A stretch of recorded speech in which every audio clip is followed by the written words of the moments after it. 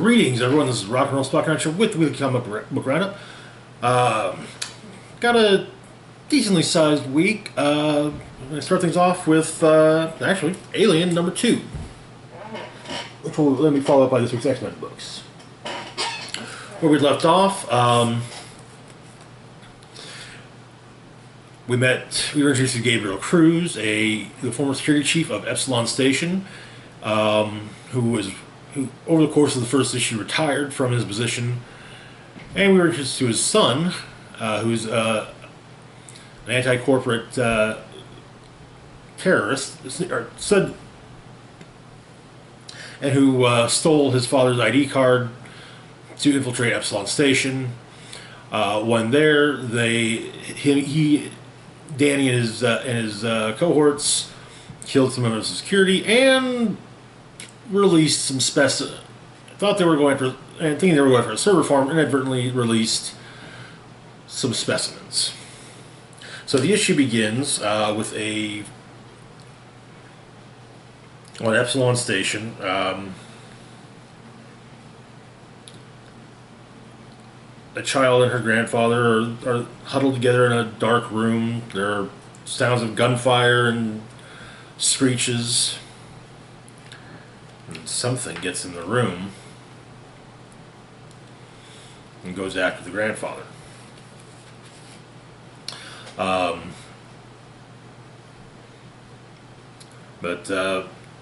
Gabriel gets a visit from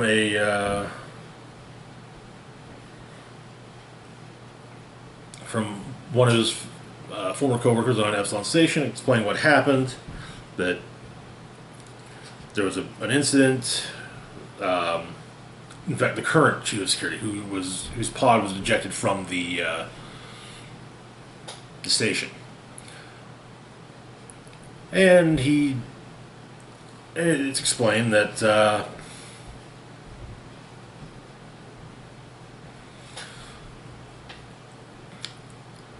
Cruz has one chance to make things right, as it was his ID card, which was used to gain access to the station. Basically, he's got to go in there and recover samples from the Alpha, and he'll get 2 grunts to go with him. Aboard the grunts are giving him. The grunts aren't too impressed with him when they see him on the ship. We then get a flashback to 20 years previously, another mission.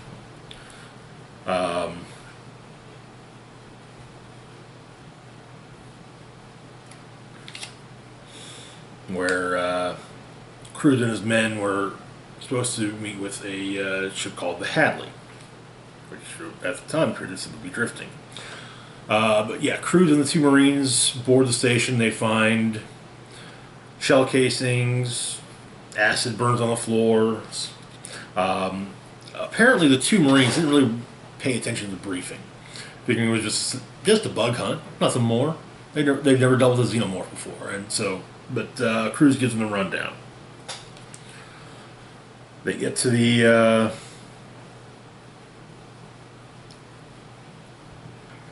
specimen room and find that all of the specimen jars cracked open. And worse, the chamber for the Alpha is open. And the Alpha itself is gone. But,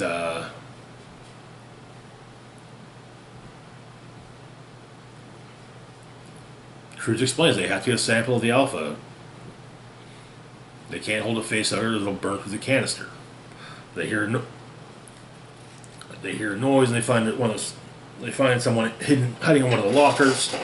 But a couple of facehuggers get loose, and while Cruz takes out one, the other goes after the 2 Marines with him. But he's able to remove the facehugger from one of them and get shot. The other Marine goes after it, but is impaled by a xenomorph's tail.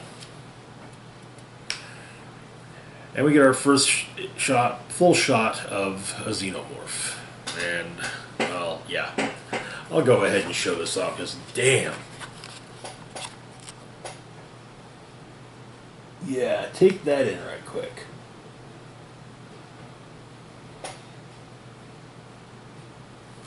That is where the issue ends.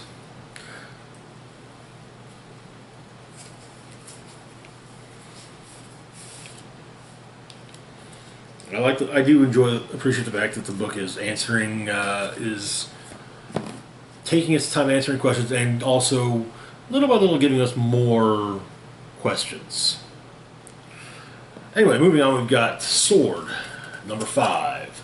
Now the Kingdom Black is over. Sword is back with its X-Book brethren. So of note when it comes to Marvel's space books, there has been, ever since the aftermath of Empire, the Zenrics have been going through their succession war, which is colloquially known as the Snark War throughout the rest of the galaxy. With the Emperor's 4 or 5 children, all turning on one another. We've had rundowns as to the fact that 2 of them who are full siblings have opted to side with one another, so that with the idea being that once the rest of their siblings are dead, then it'll just be between the 2 of them. But it's one of the various things that is proving to be a problem for the galaxy. The end of the Kree Skrull War was another one, as the galactic economy bottomed out. So yeah. So we get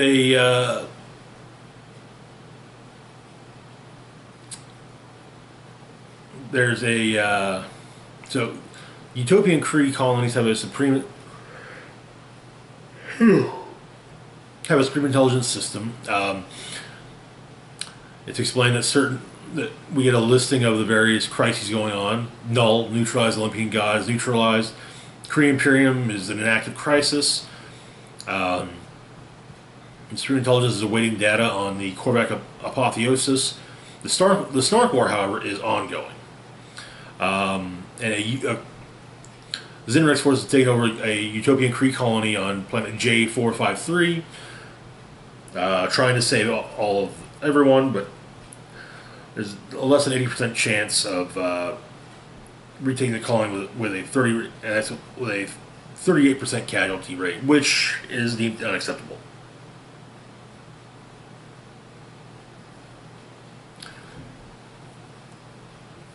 But currently, Prince Wesel is requesting safe passage for Utopian Kree space. The Supreme Intelligence largely tells him no. However, then someone sneaks up on Wesel and kills him.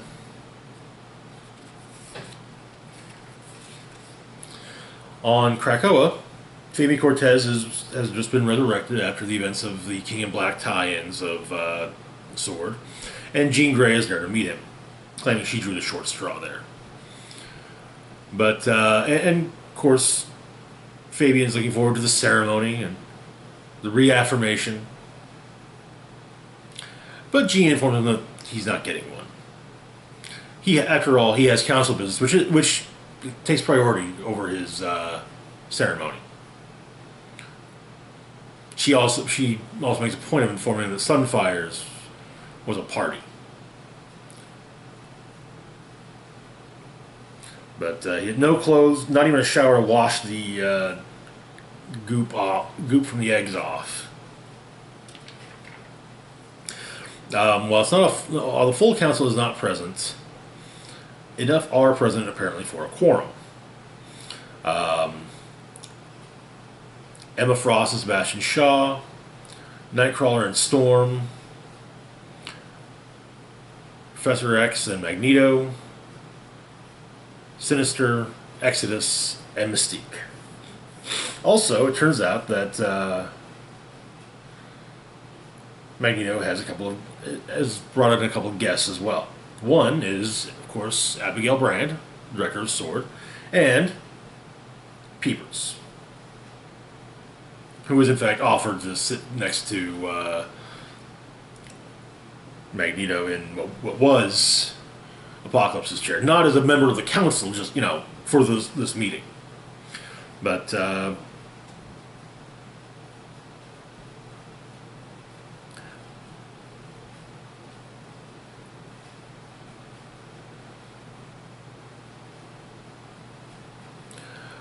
however, while there was some hesitance from Xavier about this meeting, Magneto has no intention of allowing his ego to fall for the honeyed words of Fabian Cortez again. But Cortez doesn't want to go on the subject of murder. Elsewhere on the planet Zexoso, where two of the Zinrix heirs are currently basing their operations, they turn on one another. These are the two siblings who have opted to band together, and one of them says, "You know what? We're done waiting," and so he plans to kill his sister. But it appears that maybe there's more going on. However, back to Krakoa.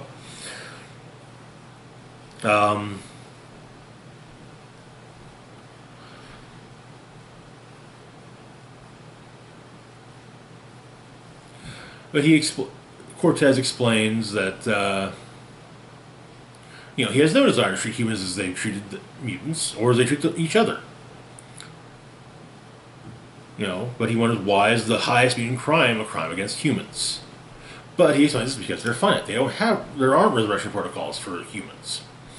And so he then asks, if we're not going to save them from death, is it,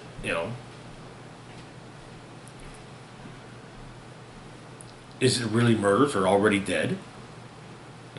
Basically stating humanity to be dead. And he does admit that taking a human life in the course of their business should be a regrettable thing. But is it really murder if they're already dead? Back with the Zinrix,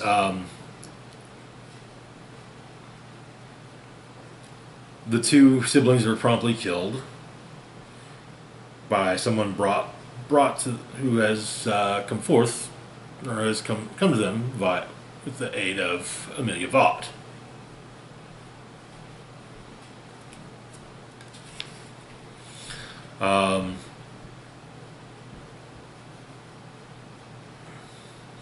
But Peepers asks a question of Cortez. What's his mutant name? Explain. He's Peepers. Mags is Magneto. Mentallo. But he simply he doesn't have. He doesn't need some tawdry alias. He is Cortez.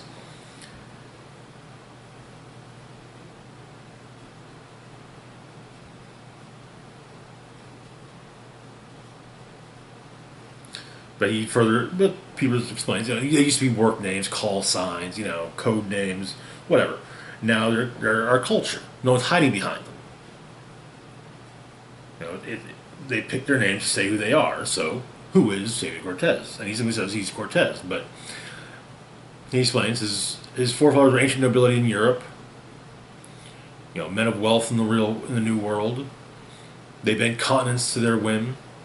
And his sister and he were mutants, the pinnacle of the bloodline, but shunned by the rest of the family, treated as embarrassments, handed a pittance, the scraps from the family table, barely 6 figures, property in Florida.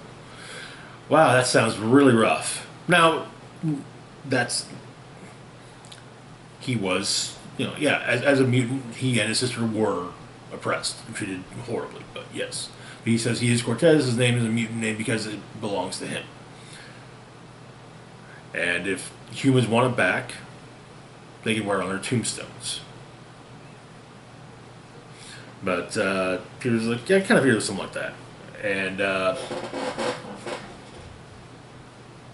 Magneto admits that Cortez has raised some interesting nuances. Issues of manslaughter or negligence should perhaps be considered. But that is for another day in a full council. He explains that, today's for murder, and he knows murder. And he basically says, yeah, you suffered. So have I. But are you seriously going to tell me you suffered more than I have?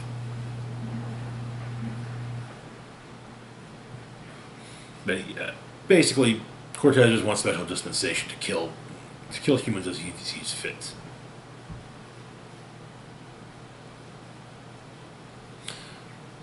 Um, when Storm moves to dismiss the meeting, Cortez goes on and on about how vital he is to Krakoan society, this Krakoan space program, and Krakoan society.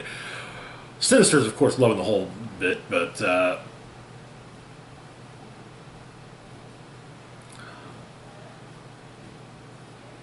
and then suddenly Vought arrives with a new arrival, Cora of the Burning Heart of Araka. Fire in the soul and murder in the dark. She is of Araka. And she is Fabian's replacement.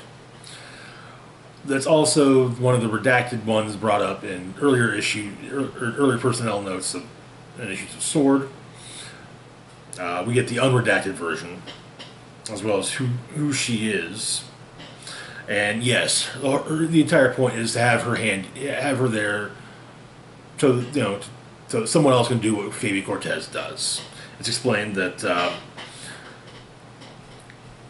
she's called Cora of the Burning Heart because her heart literally burns in her chest, a furnace in her rib cage.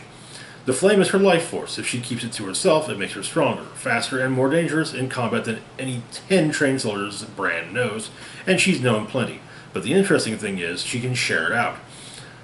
Fill anyone close to her with the same burning energy she's got, and in so doing, boosts her power level far beyond normal. It's an ability she's barely used, and on Arako, it's an insult to even suggest someone needed that kind of boost. But it's the answered Brand's prayers, because Fabi Cortez can't be trusted, and somebody has to replace him. And so, yes, it's going to be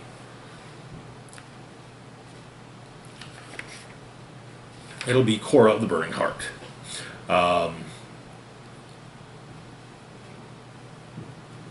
But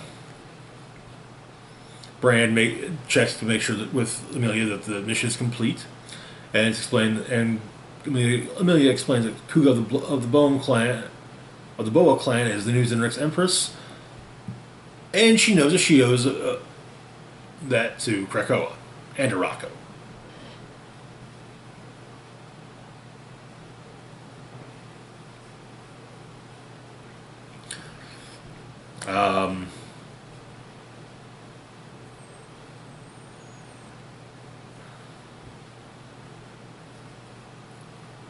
But Magneto has to join Brand in going back to the station. And as they leave, Charles reconnects with Amelia. Since, he doesn't think they've spoken since she arrived there. And Amelia states they've both been busy. And she also adds that if no one's demanding his time, and Cortez is left naked, humiliated as the quorum of the council has left. At the peak,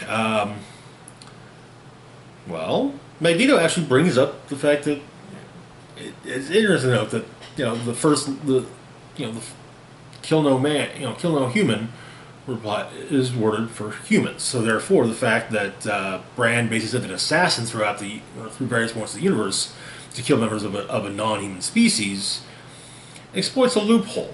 And we also learn that apparently the world that her father hails from was destroyed in a previous Snark War. He was one of those who managed to escape. So she kind of has a personal point in ending any Snark Wars quickly. Some quick things. Apparently, forearm of the Mutant Liberation Front and slab of the Nasty Boys appear to be working as station security, presumably under cable. And while Magneto is at least does somewhat agree with Brand's methods, he does point out there are those who will not, so she should be careful. And she even admits it's a blunt way to influence galactic society.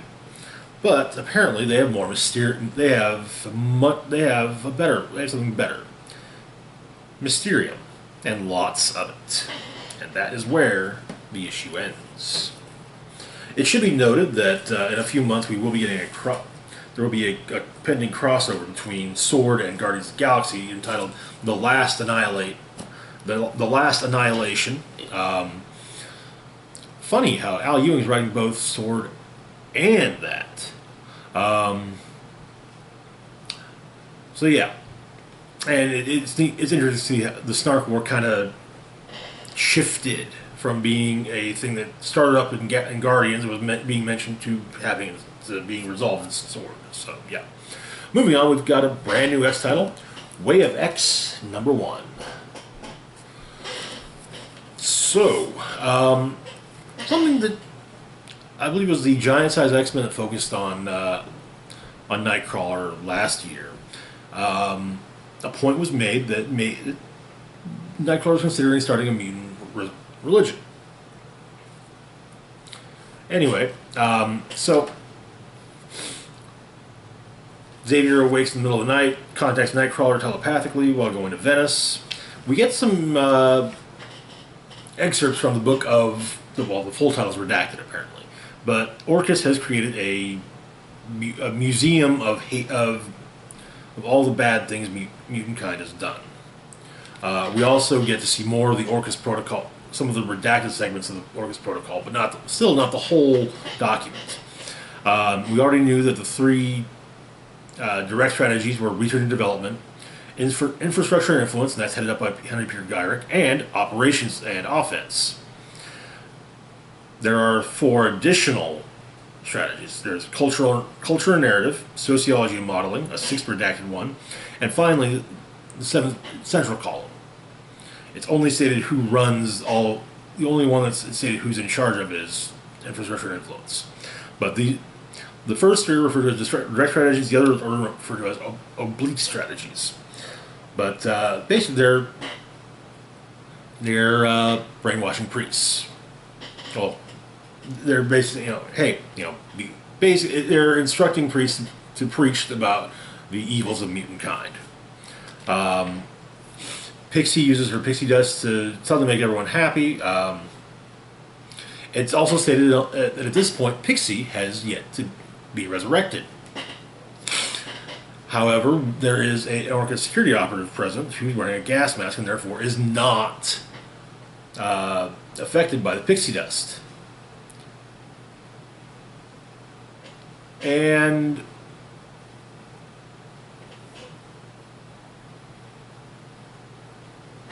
Pixie basically says, okay, fine, you know what? Yeah, time for my first death. And lets the guy shoot her. The idea being that, something that might really help them, these people turn over a new leaf would be a little bit of guilt. But Loa, DJ, and Blink, who are also present, they have a very different outlook on all this. So, but they head back to Krakoa, though Nightcrawler leaves on his own, bringing something from Magneto, which is installed at the Green Lagoon. A statue of Magneto from the museum, commemorating his attack on Cape Citadel. And then Magneto basically gives a sermon, uses powers to reform the missiles of the statue into something else, and yeah, kind of. Among the various points in the book where Nightcrawler's desire to potentially start a mutant religion is brought up. And apparently, we also, as should be no surprise to anyone, Nightcrawler is vehemently against the Crucible. But a strange mutant someone appears to be rather somewhat elastic, wanting to speak with Nightcrawler, claiming to be lost. But Nightcrawler directs them to the welcome hall, and goes on his way. There's another excerpt from Nightcrawler's book, but he listens in on Exodus's pre-Crucible sermon. Apparently, some of the younger students have come up with a boogeyman on Krakoa. Some of the younger mutants have come up with a boogeyman on Krakoa, the Patchwork Man, who is already being blamed for decimation over the Great, as opposed to the Great Pretender, but only by the children. When Exodus would, for example, ask the children who the Great Pretender is. Also, Wanda is utilized by younger Krakoans as a I don't want to say insult, but a slang term of sorts. But following Nightcrawler is being followed, however, by Dr. Nemesis, who is growing psychedelics out of his head. Yes, he's growing psychedelic mushrooms out of his head. Why not? Hey. But there's we get to see his proposal for science cores, the divisions, the laboratories, and specialist studies. The four divisions are physical sciences, life sciences, sentient irrationality, and formals and exact sciences. All directed by Dr. Nemesis. Laboratories: thermodynamics, supervised by Dr. Nemesis. Quantum weirdness, Dr. Nemesis. Chemical mixology, Dr. Nemesis. Biochemistry, Dr. Nemesis. Functional biology, Dr. Nemesis. X-gene research, Dr. Nemesis. Population studies, Dr. Nemesis. Law/ethics, supervised by to be determined. Psychology, Dr. Nemesis. Mathematics, statistics, Dr. Nemesis. Logic, Dr. Nemesis. Department for the Perfection of Coffee, Dr. Nemesis. Specialist studies. In physical sciences, we have experimental murder tech and time shenanigans. When it comes to an offshoot of chemical mixology and biochemistry, we have mostly ethical pharma. Biochemistry and functional biology, we have fertility and sexy times. And from functional biology, we also have architectural botany, X-gene research and population studies, genetic diversity program. From law, ethics, psychology, we get historical and anthropological cups. And from mathematics, statistics, logic, and department for the perfection of coffee, we have, as well as psychology, we have psychedelic insight. The specialist in all of the special studies is, of course, Dr. Nemesis. There's also a note telling Sinister to shut up because he doesn't have a monopoly on genetic diversity, and that Sinister sticks with dreary eugenics and leave the genomic adventure to a professional. But basically, Dr. Nemesis is just kind of enjoying, just he has a bit more freedom to do whatever crazy scientific stuff he wants to do, as long as it's not really hurting it, at least to himself. In the Crucible, however, it turns out that the stretchy mutant that approached Nightcrawler earlier was trying to get Nightcrawler to kill him in the Crucible. Instead, he's being faced with Magneto. And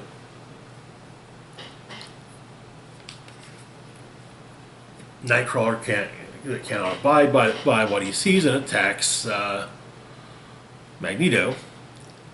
But Magneto kills the person and tells Nightcrawler he leaves. Nothing hurts more than a life. Nothing hurts more than a life of submission.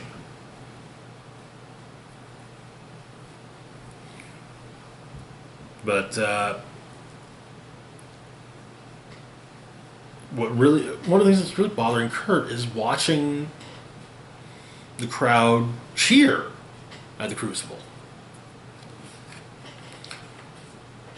There's been some field notes on the Crucible from Dr. Nemesis, mainly talking about how culture, some of the upsides and downsides of a culture. Bringing up the fact that yeah, Crucible is still done, but there's still a very long waiting list when it comes to the resurrection queue, and that certain people are prioritized. Council members, X Force, so it does seem to imply that certain power sets are prioritized. So you kind of get, it's kind of like, well, this person, oh well, yes, of course we'll resurrect Cyclops, who, he's Cyclops, but say, oh God, what was his name?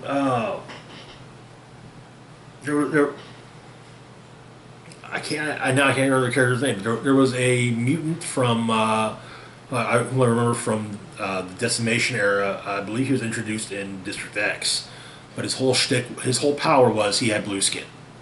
That was his power. His mutant power was he had blue skin. That was his mutation was he had blue skin. He's not someone. He was a rapper. He's not someone that's going to be prior. He's someone that everyone will be just fine with continually bumping from priority in the resurrection queue, because Wolverine got killed again because it's Thursday. So yeah, it's an interesting point, but Nightcrawler watches as the one mutant is resurrected, as well as Pixie. Turns out, though, that being stretchy is not the only thing the mutant question has going on.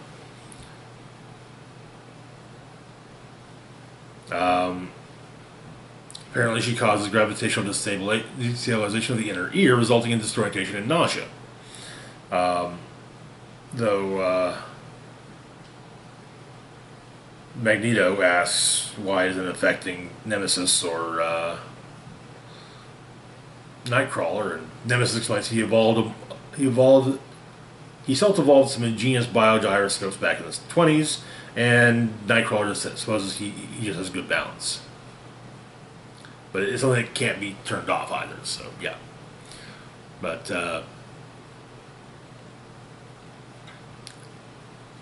Pixie thinks she sees something, but it's quickly replaced by Kurt actually showing up and offering her a cheese toasty. But also the fact she mentioned that her favorite food changes on a daily basis. So when she died, it was her favorite food was she could murder cheese toasty, but like she mentioned, like the day before, her favorite food was sushi. Well, she's back to wanting sushi. And the identity of the Patchwork Man is, in a very drawn-out manner, explained by Xavier. It's Legion. But Nightcrawler goes to visit the grave of the late Blindfold, and when Legion attacks him, as he and Blindfold were close, he does bring up the fact that, strange how the Seers have not, no Seers have been resurrected. No Seers to see. But there's a long queue. But yeah, he's attacked, and we get the confirmation. Yeah, it's Legion, and that is where the issue ends. An interesting start. There's some interesting questions that seems to be bringing up. I especially appreciate the fact that it is going more into Orchis, and I'm not going to be surprised. I still say I will not be surprised if Xeno turns out to be part of the whole Orchis thing. But yeah, some interesting content. It's nice, and one thing I always enjoy with a lot of these first issues is seeing additional characters that we haven't really seen for a while. I'm still fairly certain that the Blink we're seeing running around is Age of Apocalypse Blink. And it was kind of stated that the blink of Earth 616, because Age of Apocalypse blink exists, the Earth 616 blink isn't going to be coming back. Anyway, moving on to our final book for the video, X-Force number 19.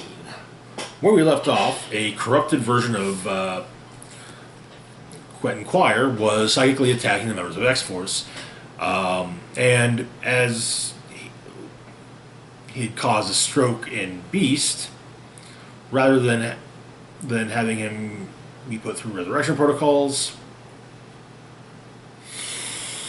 Sage simply killed him, as she and Beast have an agreement. Should one of them be mentally compromised, the other kills them. So,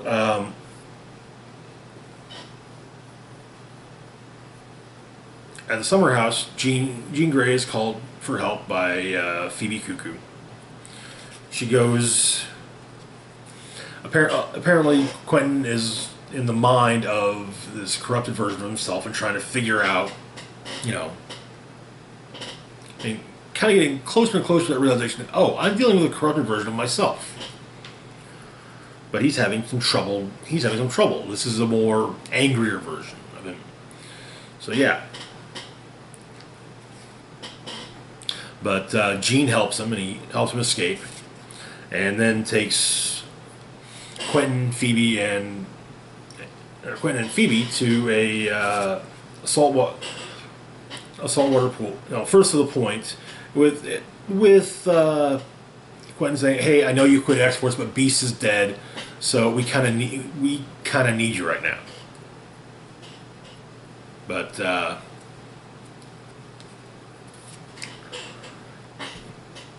he says he picked up some small details, passes it along to Sage, who does her quick research, and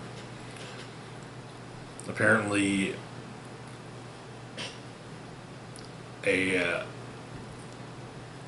explaining that he saw a Type K outlet that is unique to Denmark, Greenland, and the Faroe Islands, and a fresh shipment of 60 gallons of formaldehyde. So it gets collated. Master shipment to Nuuk in Finland, which also pinpointing a likely location for the lab in a former dockside whale cleansing warehouse. Explaining it was purchased several months ago with a crypto payment, and since then the electrical bill has shot up to 156,000 in Danish krone a month. So,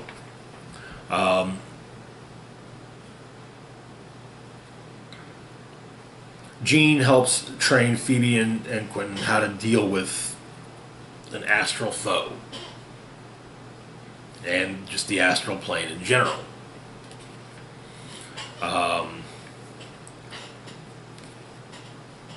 Meanwhile, her and Domino go to Greenland.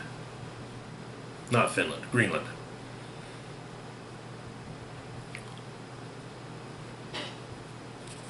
And it